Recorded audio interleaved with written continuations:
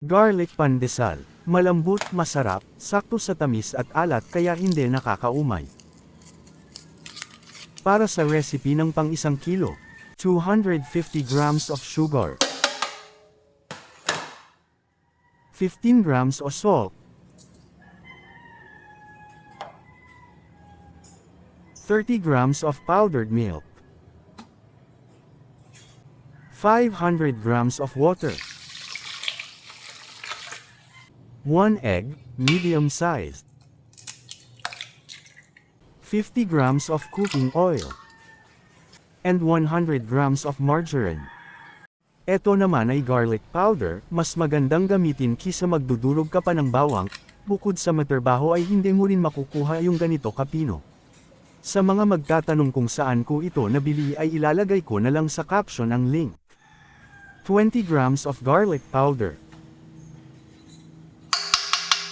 750 grams of bread flour, and 250 grams of soft flour. 5 grams of instant yeast. Matapos ilagay ang lahat ng sangkap ay masahin ito hanggang sa maging elastic ang dough. Matapos masahin ay takpan ng plastic at pulsahin ng 30 minuto bago bastonan. Para naman sa 500 grams na breadcrumbs ay lagyan isang kutsarang garlic powder at 75 grams na asukal. At 80 grams na margarine.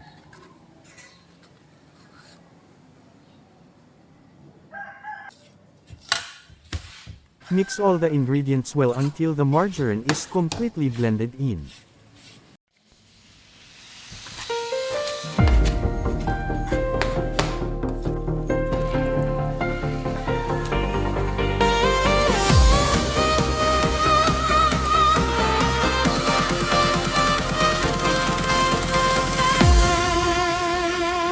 Madilim pang langit, gising ng diwa.